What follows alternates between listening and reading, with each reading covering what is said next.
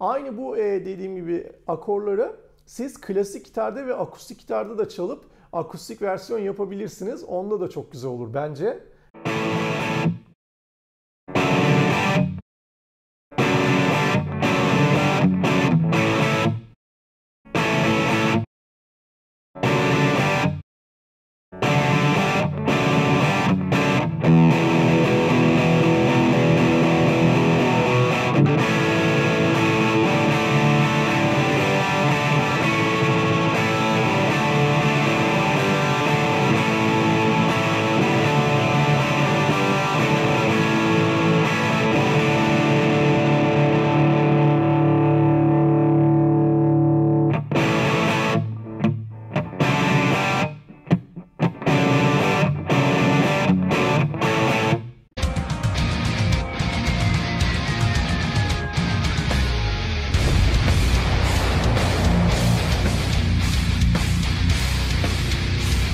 Herkese merhaba, ben Onur. Yeni bir derste karşınızdayım. Bugün AC/DC'den Highway to Hell çalacağız. Üst üste AC/DC'ler geldi bu ara ama güzel de oldu bence. Elektro gitarcılara söylemiştim bu aralar biraz elektro gitar çalacağız diye. Çalmaya da devam edeceğiz. Yine benim çok sevdiğim bir parça. AC/DC'nin harika kült parçalarından bir tanesi. Çalımı da nispeten kolay bence. Bugün onu öğreneceğiz ve hemen sözü fazla uzatmadan derse başlayalım. Evet, şarkı La majör akoruyla başlıyor. La majör akoru şöyle biliyorsunuz zaten. Şu 3 parmakla basılıyor. Yani vur çek vur şeklinde çalıyorum. Bazı isteyenler onu sadece üstleri çalabilir gibi. Bir de fark ettiyseniz ben bu La majör akorunu şu şekilde değil tek parmakla basıyorum. Tek parmağımı şöyle kıvırarak ama alt telde boş bırakacak şeklinde çalıyorum. Bu sizin keyfinize kalmış. La majörden sonra yaptıktan sonra bir akor var. Şöyle ilginç bir akor var. Re majör slash fa diyez diye bir akor. Yani bu şu demek. Re majör basıyoruz aslında fakat kök ses fa diyez. Şöyle de bir basım var arkadaşlar. En alt tel boş. Zaten onu susturuyorum bu parmağımı değdirerek. Onun sesi çıkmayacak. Ve şöyle 3. perde, 2. tel, 3. tel, 2. perde ve bu parmakta en üstte kalacak şekilde basıyorum. Ve burada şöyle bir hareket yapıyorum.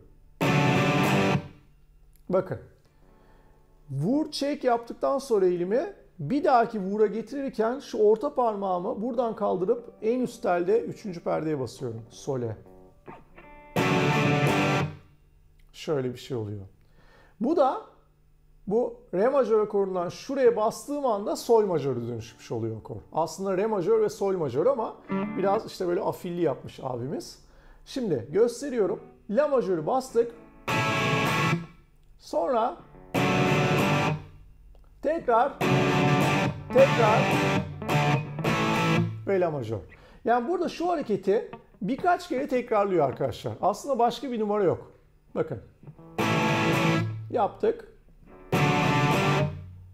Bir daha ve arka arkaya.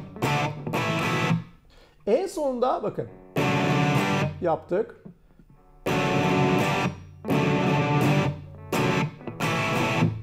Böyle bir hareket yapmış. Burada bir kesik yapıp tekrar la majör dönmüş.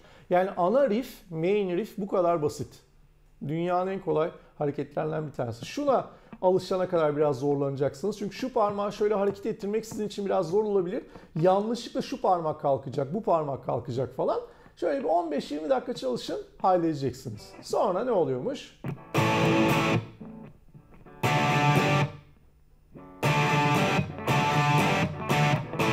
Birleştirince bu kadar basit. Sonra bunun üstüne sözler.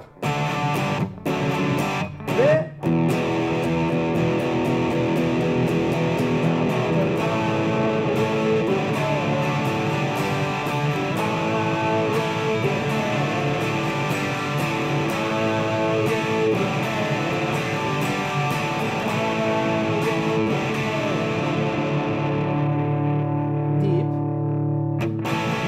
tekrar ana riff'e falan filan diye gidiyor. Şimdi ne yaptık peki nakaratta? Şimdi o ana riff'ten dönüşte, pardon çıkışta nakarata girerken mi power akorda çözülüyor arkadaşlar.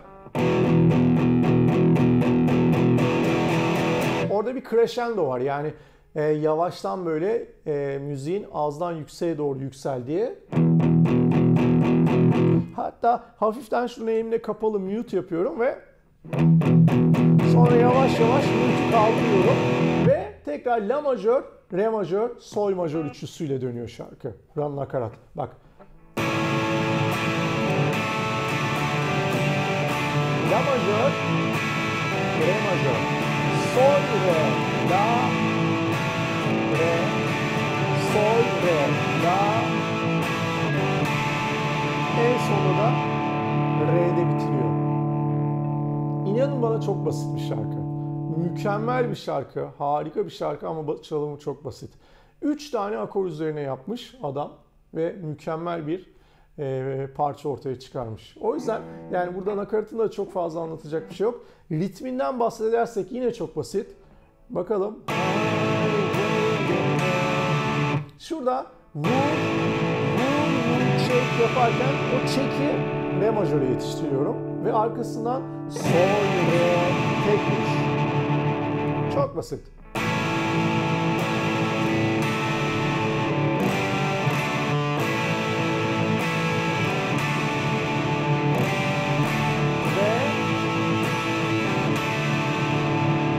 Yapıp bitiriyorum. Tekrar devam.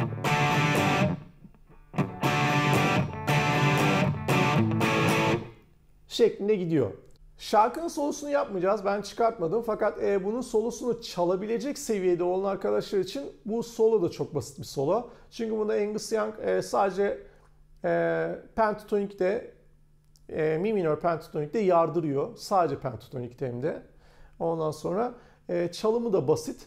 Ben uğraşmadım. Dediğim gibi bunu çalabilecek seviyede olan adam zaten tablolarından bakıp yarım saatte çıkartıp çözer, ezberler falan filan.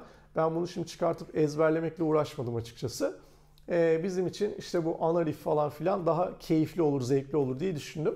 Aynı bu dediğim gibi akorları siz klasik gitarda ve akustik gitarda da çalıp akustik versiyon yapabilirsiniz. Onda da çok güzel olur bence diye düşünüyorum. İşte bu kadar basit şarkı.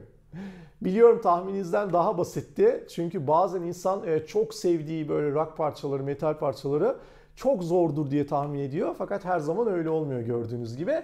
Yine böyle şarkılarla birlikte olacağız. Bol bol böyle kült rock parçalar yapacağız. Ben de çok keyif alıyorum. Anlıyorsunuzdur zaten bunları çalarken. Yeni bir videoda da tekrar görüşeceğiz. Herkes kendine iyi baksın. Bay bay.